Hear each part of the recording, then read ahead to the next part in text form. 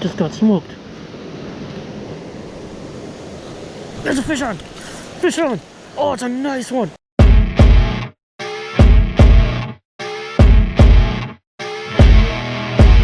Hello folks, welcome to Action Angling.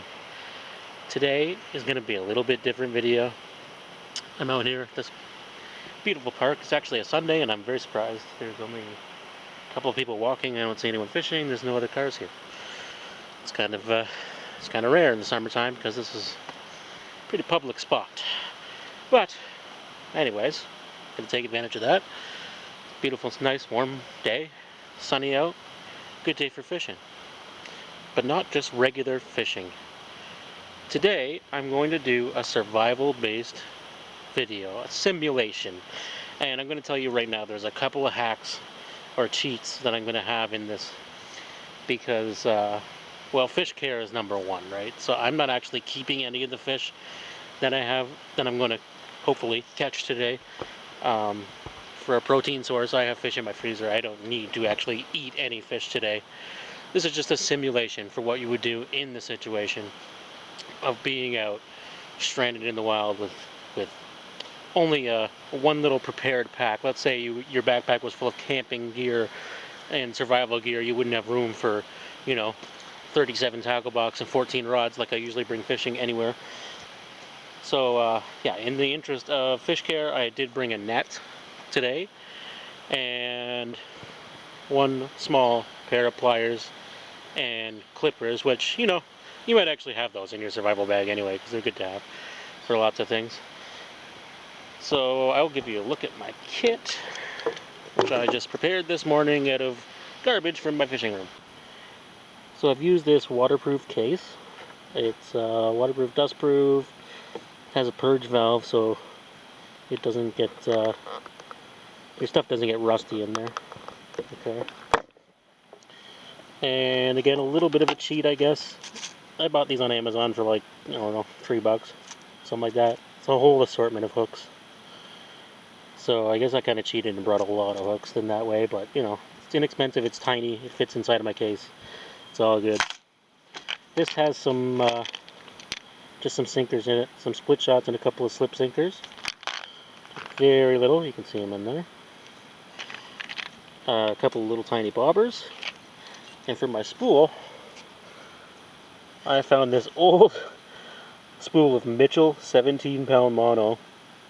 And the reason I have spools of 4-pound and 6-pound test, and 8 even in the car. The reason I went with 17-pound is if you're in a real survival situation, that's got to last, that's got to be durable. You don't want to be breaking off, right? And there's snags. There's going to be snags here today, I'm sure. So you don't want to be breaking off and losing precious gear, which might be finite for a while, right? To survive on. And that's it. That is the entire kit. So the first thing I've got to do is go and search for some bait. So I'm sitting there thinking, oh crap, I didn't put anything to put my bait in. Like, what if I find some worms or whatever? Literally found this laying on the ground. That is absolutely perfect to put a couple of worms in or whatever we find to use for bait. Now, where to search? I think I'm gonna have to go a little more remote than where I'm standing right now to find some bait. There is a big rock. Some old leaves. Is that actually? No, it's not in the ground. Huh. Well. Oh, there's a little toad. I'm not going to use him. No little worms. There's some bugs that are way, way, way too small to use. But, that's it. Okay.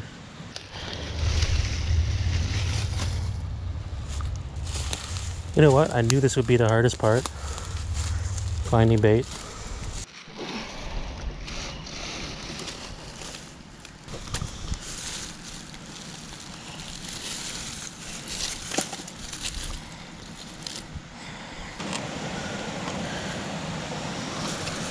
Come on. Yeah. 'Hey, look at that. I found a net. That might actually come in handy. Found something. It's just a little... It's almost like a worm. It's a little coiled up bug. I don't know what those are called, but it might work. Well, so far, out in the wild, I'm doing as well as Michael Scott. I found a few more of those little tiny whirly bugs underneath this stump here, which is right on the trail. But it was pretty tiny. I'm gonna need a lot of them. Oh God. If I expect to catch fish to survive. Oh, what do we got here? A tobacco worm. You see him in there? Big green guy? That's a tobacco worm. That will work. My gosh, guys. I'm standing up here looking over the spillway and I look on the top side and I literally just saw a trout. What I was hoping... Oh, there might be a spot there. I'm going to try and get a crayfish, I think. A little crayfish. Because there's no worms. I have that one tobacco worm. There's a fish that just surfaced right there. Another one. Another one. So there's a few trout. Actually right here. So I see what a lot of people do when they're doing these style of videos. Is they fashion a rod out of a stick. I think that's actually counterproductive. I think what I'm gonna do, I'm gonna put on a decent amount of weight and I'm just gonna hand line this into the creek, because you gotta have more sensitivity feeling the line in your hand than you do through a stick. Common sense would say anyway, right? I just hope I haven't spooked all the fish from this spot. I'm gonna grab my baits are all pretty tiny, so I'm gonna need a small hook.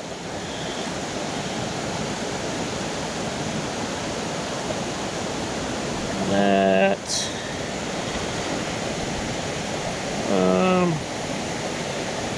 no, I'm gonna go a little bit smaller even than that. Oh, the line's got to fit through the eye, so it can't be too small.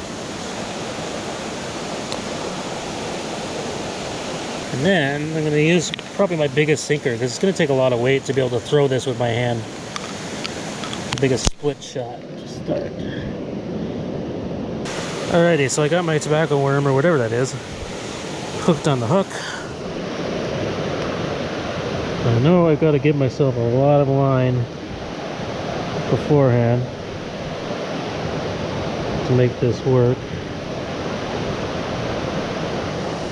And hopefully those trout, or whatever they were, I'm not sure they were even trout. In a survival situation, I wouldn't be picky. Okay, some more snags here, but I'm gonna deal with it.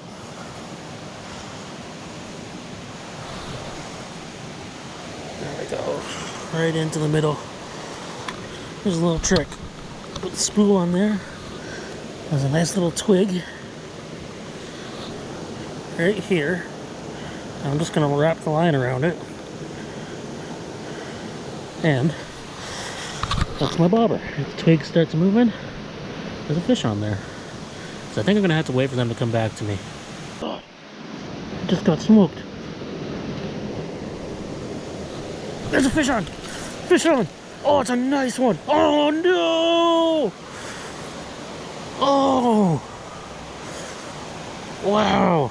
That was a good sized fish. Yeah, I still got my tobacco worm. At least I know it works. I don't know if that was a trout, but if it was a really good sized one.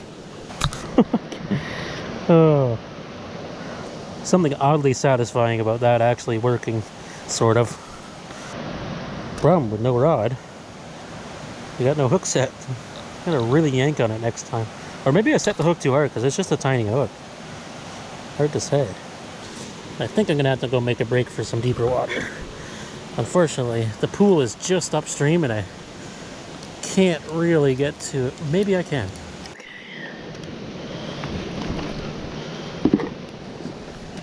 Okay, I made it. I made it. It's quite a bit deeper here. And that's pretty much the area where that fish hit. Let's see. Yeah, that should be perfect. Ooh. Oh, now we're talking. Now we're talking. Worms, baby. Yeah. Oh, there's another one. Oh, there's so many worms right here by the riverbank. Because the ground is wet here. Oh, God. I'm getting a bite. I'm getting a bite. Got him. Got him. I got something. Oh, no. No. Oh, that was a little trout. That was for sure a little trout. Oh. Damn. Okay, well, you got my tobacco worm, so it's time to switch over to a regular worm. Oh God, oh God, oh God. So just pick that right up. Got it, got it, I got it. It's not bad. It's not bad. It's a trout. It is a trout. Oh, it's a beautiful little brown. Oh my gosh, net. Oh, don't come off right now, please, please, please. Yeah! Yes! Wet my hand in the net. Look at that. Oh my God, it worked. It worked. There we go. A little brown. But you know what? That right there, mixed with whatever plants he managed to forage, that right there would make a meal. Now it looks like...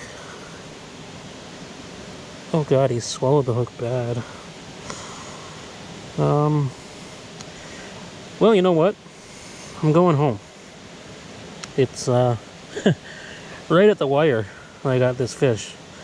So I'll take him with me, because he's not going to live. Even if I cut the line, that's 17-pound test hanging out of his mouth. Yeah, I'm going to keep him. I'll just put him in my net till I get home. I'm real close to home, so he's not going to rot. Beautiful little fish, though. Oh, so glad. I'm so glad it worked. Yeah, he ain't swimming. Okay. And do the responsible thing and take him home then. You know, in the survival situation, you're not going to be catching and releasing anyway, so I guess it's more true to form.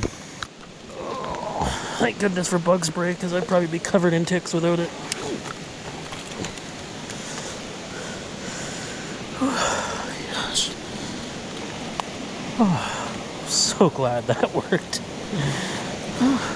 Well, folks, I want to wrap this up pretty quick because I got a fish sitting in my net here. I didn't bring my cooler or anything, so I gotta get him home quick. But yeah, how'd you like that? That was different, right? That's what it's all about, doing something different. And it worked. In the end, it worked. I did lose a couple of fish, but yeah, if I had to survive today, would have took a while, but I would have got something to eat. And actually, you know, if I was surviving, I would have a full day. I'd be able to fish the evening when they're more apt to bite. So that one took the actual earthworm.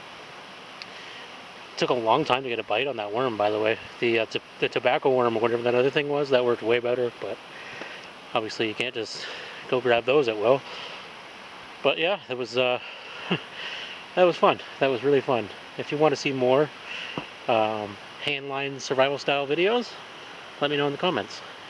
Thank you very much for tuning in. Don't forget to like, comment, and if you haven't, please consider subscribing to my channel. I love you. We'll see you next time. Chop, chop. Yeah, no, no, no.